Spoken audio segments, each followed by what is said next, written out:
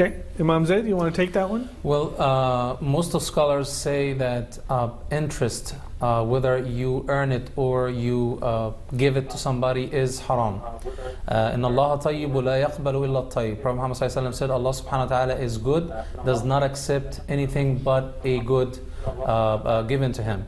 So like I do, I put my money in a checking account where there's no interest, and Allah subhanahu wa ta'ala will bless it inshallah, and you can give from that. So for what you have done in the past, maybe it was with good intentions, وَيَعْفُ عَنْ كَثِيرٍ, but my advice is that move that money to a checking account and inshallah give from your money, and Allah subhanahu wa ta'ala would bless it for you, and the money that you take from your principal, inshallah Allah subhanahu wa ta'ala will compensate you for it, because مَا نَقَصَ مَالٌ مِّن صَدَقَةٍ, no money was ever decreased from charity inshallah.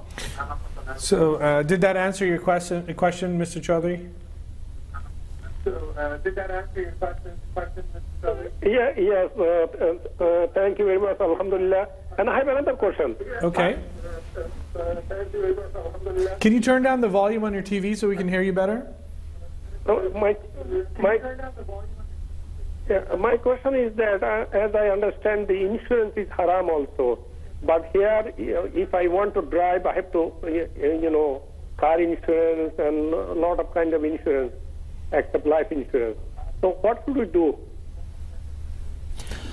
Well, Allah subhanahu wa ta'ala... Well, the first specific question, automobile insurance. Automobile insurance is an obligation. It's a part of the law of the country that we live in. You cannot change that law, and it's an obligation upon you. Otherwise, a basic life necessity would be taken away from you, which is driving. Then you have to be obliged by it. But anything that is up to you or in your control, where you have the ability to choose interest or no interest, inshallah you should choose not to gain interest, and Allah subhanahu wa ta'ala would reward inshallah.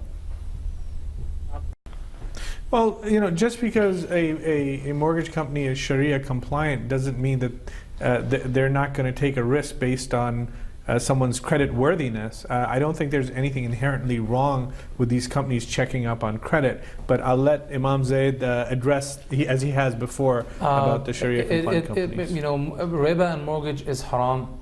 And actually the question that we should ask ourselves, if you look at traditional mortgages, what about any product, never mind the house, that I tell you, well, if you buy it outright for cash, you'd pay $1, but if you buy it this way, you'd pay $3. Which is the most feasible and the most correct way to buy it? Of course, buying it for cash.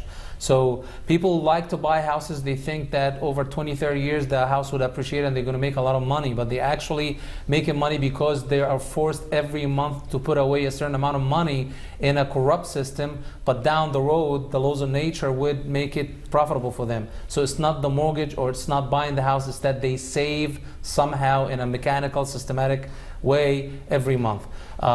If you don't have the money, if you don't have the total amount of cash to buy the house, my advice is not to buy the house. There are other programs as you mentioned, but I would look very carefully into them and see where they're funded.